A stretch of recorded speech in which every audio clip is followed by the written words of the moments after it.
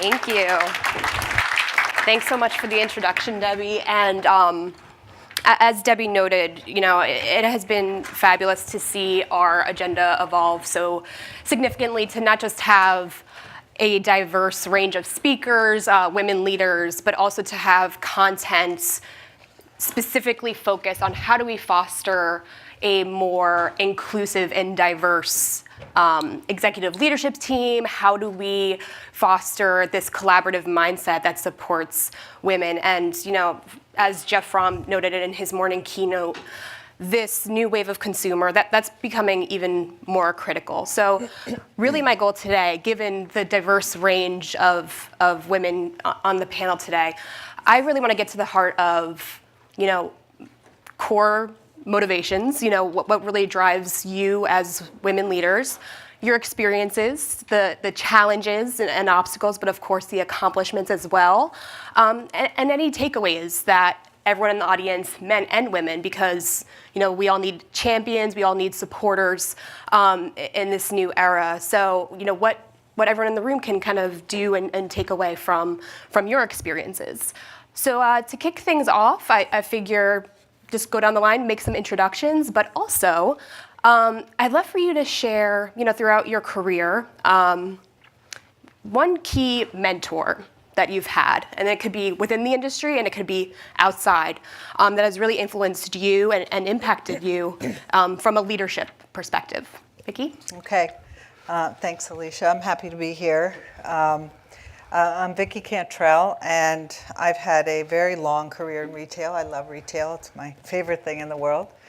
And have had the great fortune to be across all areas of retail. So I have been a buyer and a retailer and a practitioner for many years. I was a technologist, a CIO in several brands, and was lucky enough to be a COO at Tory Burch during 300% growth, which was pretty amazing. And then I was fortunate to lead the NRF community groups and business groups and content and research, and which was also super fun. And then I got to work on the vendor side. So there's a lot of diversity in my career, and I would say that I've had obviously several mentors, and the two that I would point out is one, let me make a decision that I had no business making and felt really uncomfortable making it, and he would not give me guidance because he wanted to see what I would do, and so that trust. And the other one is watching Tory manage in a very public way, in a very public situation, family business and extreme growth and a lot of turmoil at certain times because of those the blended family and the business and the growth and watching her do that with just grace and grace under pressure. And so I think that's important as women because we all kind of deal with that. Mm-hmm. Excellent. Cynthia? My name is Cynthia Sandel. I am the co-founder of Roam Fitness, and we are an airport gym and wellness center that goes into airports behind security and provide gym facilities and showers. Before I started this company with my business partner, I worked in the nonprofit world, focused on early childhood education, and this company is basically a grad school project that has grown over the past 5 years. So I had a really safe environment to do a lot of market research, write the business plan, refine the idea, share it with lots of people. We traveled around the country at pitch competitions and got a lot of feedback from both the fitness and the airport worlds. And we now have our first location open in Baltimore at BWI. It's been open for 2 years, and we will be opening our second in San Francisco this fall. And that will be in Terminal 2. In terms of mentors, I thought about this question a lot. We had a prep phone call, and I kept thinking about it because I choose or have, because I'm early on in my career and now I'm an entrepreneur, I synthesize a lot of information. So I read a lot, I watch documentaries, I do a lot of informational interviews. I find key people that I like to go to when I have questions, but I don't often have one person that has tracked with me throughout my career. And I just thought it was an interesting question on a women's leadership panel too, because it's not something that you often hear asked of men. And so I just wanted to point that out as well. Great point. Thank you. I'm happy to be here. My name is Ekta Chopra. I'm VP of Digital for Elf Cosmetics. And I started my career in technology, in manufacturing. And from there on, I've gone to private equity firm. I've been to a nonprofit. But I love, retail is in my blood, I think. So I love the chaos. And over the last few years, I have also taken on responsibility for digital, which includes e-commerce and direct marketing. So that's been my journey. One mentor that I speak about every single time I talk to someone who's your mentor is John Hanachek. He was the first CIO that I ever reported to. And usually I reported to CEOs or somebody else who was like a senior leader. But he was the first technology leader that I reported to. He gave me so much to learn. The concept of your strengths can be your weaknesses as well. He invested so much time in my growth that it was incredible. And to learn from someone who was in my domain was really, really, I felt very fortunate. It's fantastic. So as you can all see, a very diverse, range of histories in retail, really diverse backgrounds. So I think a good follow-up question to, just introductions to, your careers and your current positions is, how you got to where you were today. Any key challenges or tribulations in establishing yourselves in your respective roles. Again, Vicki, you've kind of worked up the ranks, Ekta, you as well, and then Cynthia, you're positioning yourself as an entrepreneur, doing a lot of that, building and scaling of your own business. And there's kind of that interesting chasm now between, male-funded companies versus female-funded companies. It's still, it's improving slowly, but there's still a lot of work to be done there. So maybe we'll start with you, and then whoever else wants to dive in, what challenges are you kind of facing right now? Sure. So challenges right now is just airport lead time. Acquiring a lease in an airport terminal is not fast. So the location that we opened in Baltimore, that was after 3 years of kicking off the company. We went to an airport conference. The first one we went to was in 2014 in April, and San Francisco said, "We want this now." So we got the lease from them last year. And we haven't started construction yet. So that's just kind of how the airport world works, and that has a huge impact on funding when investors want a quick return on investment, when they want to see numbers, and the cost of capital to build in an airport is 3 times what it is on the street, at least, at minimum. So it's a very high upfront cost, and then you have to have the time to run the business, get people to know about it, the awareness, the usage, to have those numbers to share with investors. When we were still a grad school project, the challenge was getting people to see that there was demand for it. We're talking to average mid-60s white men that love to sit in the lounge and drink when they travel. Why would anybody want to use an airport gym?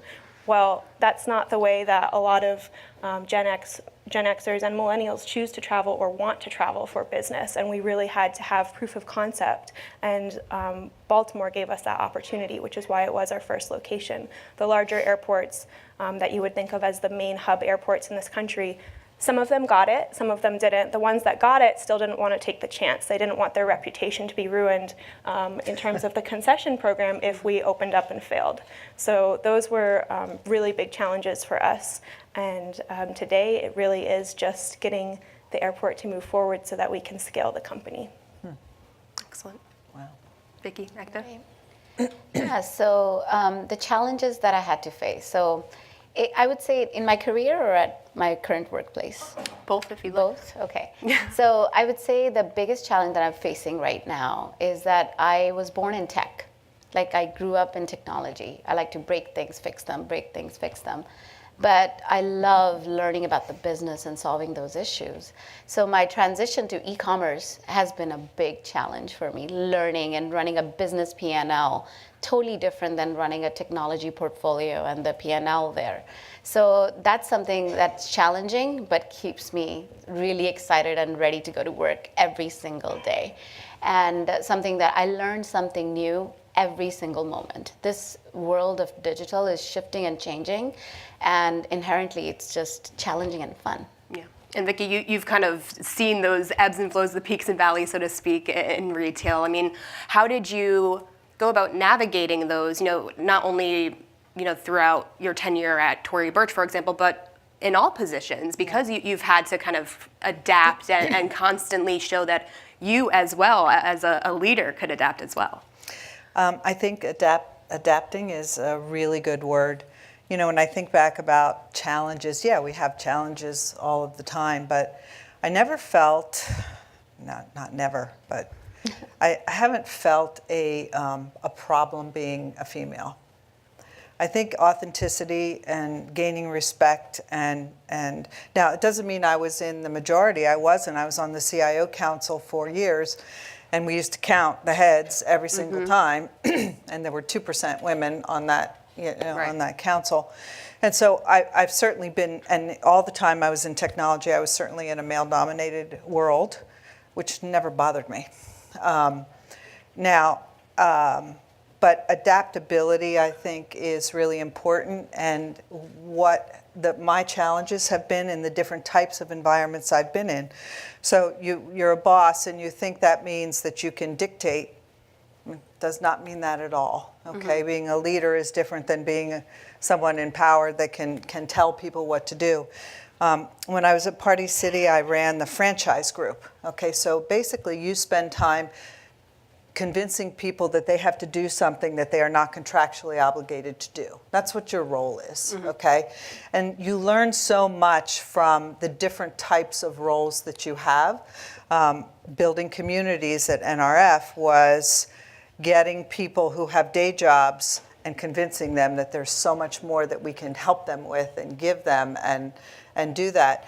But mostly when you lead people that you manage, it's uncovering their potential is the challenge, because it's not, I've always been a person who leads what I call flexible teams. Life changes every day in retail. You have to be flexible. I'm not a person that says this is your job forever. If this is the project this year, this is what the team looks like. If this is the project next year, that's what the team looks like. And not everybody is comfortable with that kind of change. I'm like always doing changes of everything all the time. and that's not, everybody's not comfortable. Right. So managing through those things, those are the challenges of how to lead people and when, and getting people comfortable. For me, especially since I have some rear view mirror stuff, everything, every day, all the time is about people. No, that's a great point. And to tack on to that, since, Cynthia, Ekta, you both are you're part of a growing brand and business, and then Ekta, your brand's a bit more established. I mean, what are your perspectives on leadership? What do you hope to bring to the table as leaders, no matter how big or small your team may be right now? Do you want to go first? Yeah, no, you start. Okay, so for me, in terms of leadership, we are a very nimble, small team, and we work remotely. Our general manager is on site at Baltimore, and then my co-founder's on the West Coast, and I'm on the East Coast. And so there's a lot of importance in both written and verbal communication that comes across, but really, for me, it's being supportive, understanding what resources people need, how much time they need to do something, and also showing them when I fail, because in startup life you fail every day, and so that you just brush it off and you learn something and you move on, and I think that is really crucial. We all fail often and learn from it, and just making it not be something that you can't talk about. We talk about it so that we can make sure that we're all on the same page moving forward.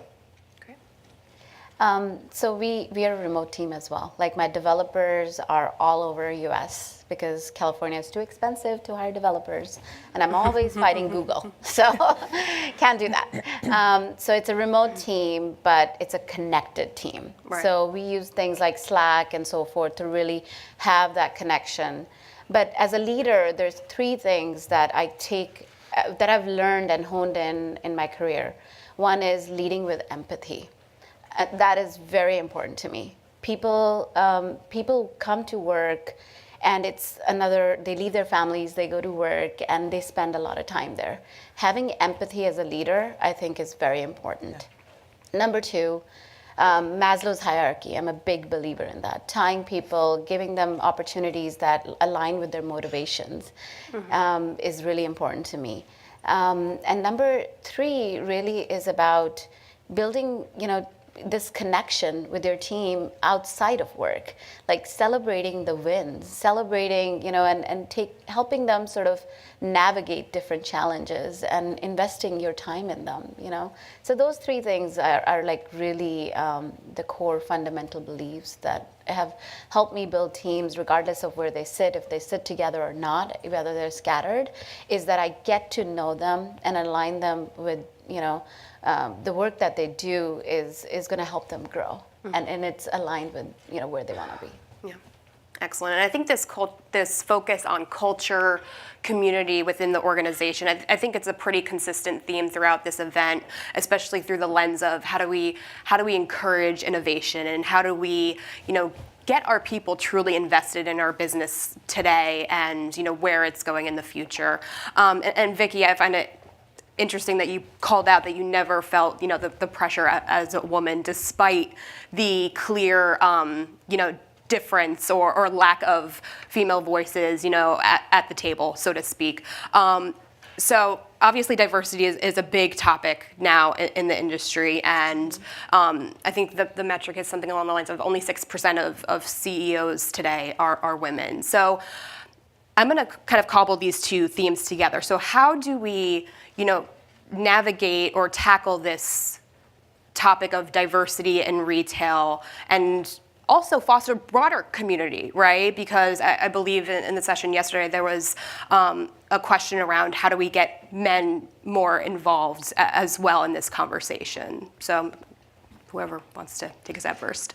A couple of things. So I've been fortunate enough to work on the Eastern Seaboard in fashion and retail and in major metropolitan areas. So personally, the diversity everywhere I've worked has been incredible, of all types, male, female, young, old, every conceivable race. But to this point, it's still an absolute fact about women, becoming in more leadership positions. And I think that what we need to be doing is thinking about how we capitalize on what women bring to the table, and that's how we should think about that movement, okay? And a connectedness to traits instead of people, okay? And when people, this empathy thing is really critical, okay? I think that there is so much room for that in business because of the authenticity and because that's what the consumer relates to and that's what they want. They want somebody who has empathy and who has philanthropy in their core and who cares about all of this. So I think if we start talking about traits and start figuring out how they, in business terms, and we connect them to the business terms instead of the sports language, it's really going to make a difference for how we do this. Cynthia said something, and both of them said something that's really critical. Cynthia said something about failure that is such a difference from my generation. Man, if you failed, you better be quiet. Okay, I mean, seriously, you never, and as women, we have a confidence problem anyway, and if you failed at something, you can't accept it, even though internally you grew from it and all of that stuff. But what is happening with the new businesses and how they treat failure is a tremendous gift for how people will grow. And then what Ekta said about empathy. Excellent. Cynthia? So in terms of diversity as an airport concession, that is a whole different conversation. There's actually a federal program where you have, if you as a business are certified as a disadvantaged business enterprise, that helps the airport because they get additional funding. It is the worst program in the world and not how you should approach diversity. Right. I know we are certified and it is a nightmare. I have had a legal battle going on for about 3 years to prove that I am enough to be the diversity because I am the woman CEO. Yeah. And the state of Oregon doesn't agree. So we're going to court. Oh. I hope you win. Yeah. But in terms of our staff and diversity and the people that we have working at the front desk, it has always been a part of our culture as we hire that both the store experience and the people working there, you feel like you're in that city. The airport can also be very generic, and we want our population to reflect the people that actually live in the community. And that is something that just happens naturally with the applications that we receive for those positions, but then the training that we give them. We really want Rome to be a place where people can launch their careers. And if that means that they want to start at the front desk and work up to being, the night shift manager, or work up to being the store manager, and as we grow, maybe a regional manager, they can do that. And we are training them and giving them the tools and know that we care about them to do that. But also if it means that they have had their time at Rome and now they know what they're really passionate about, we also are really happy to see employees that leave too, even though it does impact our business. That's how we want to support diversity in our communities where we are.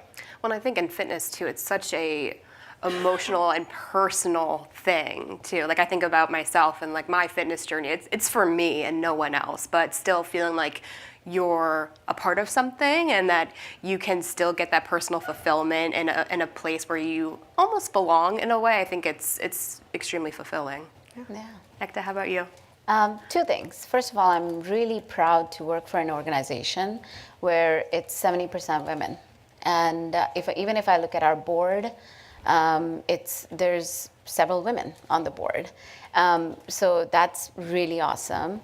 And we just hired 2 amazing women leaders in our organization, our CMO, who's here, and our CFO, who's a female leader. So that makes me really proud that it wasn't like they called out, they wanted to hire a female leader. It was who was more, it was something that's part of our culture. Who's going to fit into the ELF culture, and really, so I'm proud to work for an organization like that.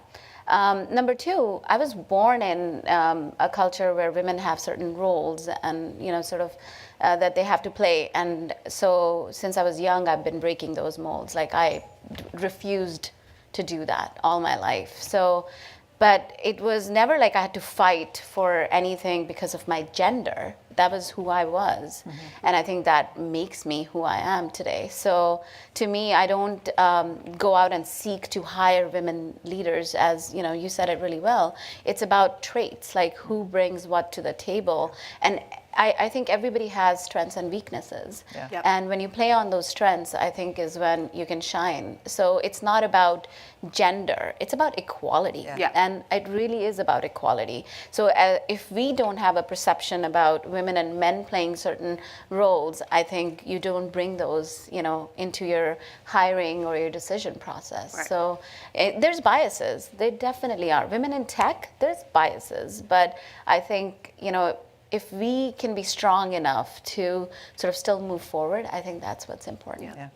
Yeah, I think at the end of the day, the proof is kind of in the pudding, right? Like your skill sets and that alignment to the core values or mission of the brand. Like we're talking about how, the brand itself should have a mission and how that should align with your core customer and their values, and like how that's how you drive the relationships. I feel like that should happen within the organization as well. So, to that end, I know we have about 5 minutes left, and I wanted to see if we can get a question or two from the audience, because I know this is a big topic. But I mean, what do you hope the retail industry will do, or where do you hope the industry will go, in terms of prioritizing that internal community and, focusing more on cultivating the skill sets and, ensuring that alignment, beyond just gender, just encouraging that equality. I mean, we can probably go in a lot of different directions here, but Vicki, I'll start with you and we'll kind of go down the line. I was thinking about this question actually, and in some ways I already spoke about it, is the industry needs to, any industry, okay, Yep. as they think about their workforce, remember that every industry is focused on serving someone, a consumer. And so, we talk about it in retail all the time, who's the consumer, who are you serving, right? And do you look like your consumer? And so I think that when you think about what the consumer wants, and again, it comes back to these traits. I am caring less about women versus men and more about what should a company represent and what should the leadership team look like, and should they be responsible people, responsible companies, because that does filter down. And then it makes a whole change to the employees. So I'd like to see the change in the industry as there's two things I don't like. And again, I don't like stereotypes, but I don't like the the old white boys network, the good old boys, which I've seen many times, and I don't like the bro culture. Yeah. When you see that, and they're in a tough spot right now because they don't know which way to turn. Right. Young men are in a tough spot right now. They're not quite sure how to navigate all of this. So let's go back to traits so that everybody can acquire traits, and then, it will be easier and better for the industry in general. Yeah, and Cynthia, you kind of noted this at a high level around, you try to have your staff represent, the local community, but they're also navigating some of the local regulations and nuances as a growing business. So how do you navigate this organically, in a way that makes sense for your business, and where do you hope, the next few years will bring for you personally? Well, if you have a store in an airport, you know how hard it is to keep employees. It has an atrocious employee turnover rate, and it's something that every concession is up against. We have some of the people that we hired 2 years ago because of the understanding that comes from our general manager and how she treats people with respect, and that she sets expectations, but she also knows that, hey, opening at 5 a.m. every morning is a really hard thing to do, and so we have systems in place that way. But in terms of navigating local regulations and things like that, it's pretty dictated by the airport. You just go through the steps. That's not something that's a big challenge for us. In terms of retail and wanting to have that environment where people want to come, that's one of our main goals, is that exercise is very personal, and we don't want to be something that's too elite, that we never want to be on the mezzanine level of an airport like a lounge is, because we want to be accessible to all passengers. It's a $25 day pass. It's not something that we're trying to outprice people so only the 75K flyers can use it. It's something that people should have a space where they can take care of themselves, and whatever that means to them. For some people, it is 30 minutes on a treadmill and a shower. For others, it's just stretching and grabbing a healthy snack on the way out the door. And so having a staff that's sensitive to that and understands that everybody is just doing their best, especially on travel days, it's already stressful. And so we really try and approach it from that perspective. Excellent. And Ekta, how about you? I know you noted how diverse your culture already is, but any sort of feedback you can share around how you're continuing to foster that? I think it's all about making diversity a part of your culture. It needs to be part of the culture, so you're not fostering any biases when you're hiring or when you're doing any sort of events or anything like that. So I think it's a cultural thing. It's not really we only hire men or women. I think it's fostering diversity at the root of the culture. So I think I'll end with that. Excellent. Yeah. And now I have the time ticking at me. There are only 15 seconds left. Maybe we can take one question before we close things up. Anyone? All right, perfect. All right. Excellent. All right, well, thank you so much to our panel. And before we, oh, okay, excellent. Wow, this is great because there's so many guys in this room, and yesterday the panel was a little bit smaller. But so, Vicki, you mentioned you felt like you had been treated differently as a woman, and that is a great experience. And Ekta, you mentioned you experienced biases, and Cynthia, I didn't hear anything specific from you about that, other than your, just taking 4 years to get to your store. I mean, your fitness center at the airport. But like, how would you advise someone who is facing an actual bias? Like, Great being question. a female as opposed to being a leader who is female.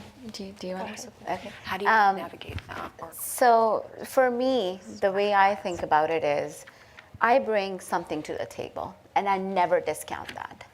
I never let people tell me what my strengths are. I know my strengths. And I think that's really important, number one, that you know yourself and the work and the quality that you deliver, and never underestimate yourself. I think the way you value yourself is the number one thing. When women, I think, tend to never give themselves enough credit. Like as a mom, as a working leader, like to me, I never, let anything bring me down.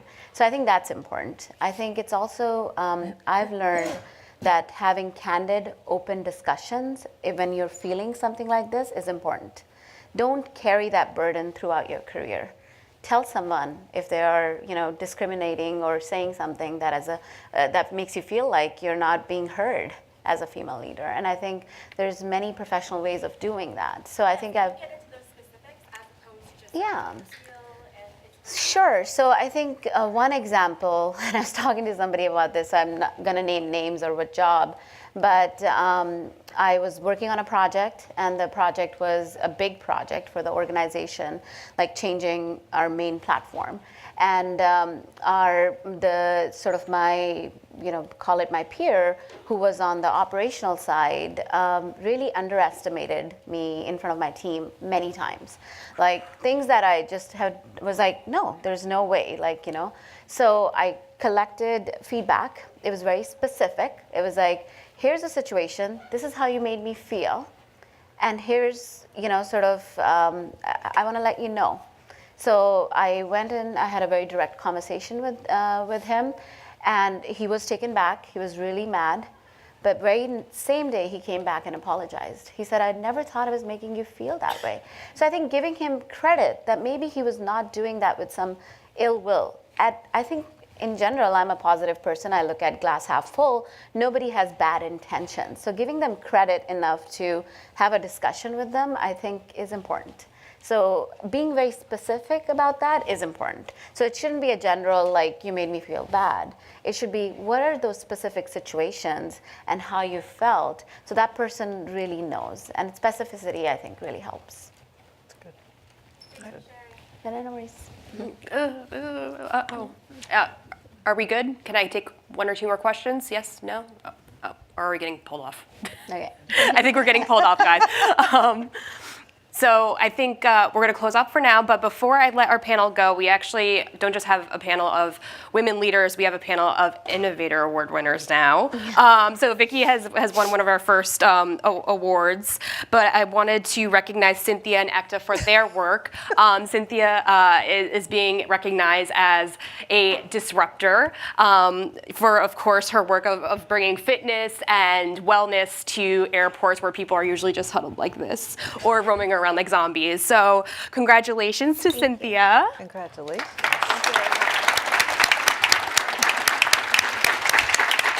And congratulations to Ekta, of course, for her work in e-commerce and creating more tailored and relevant customer experiences online.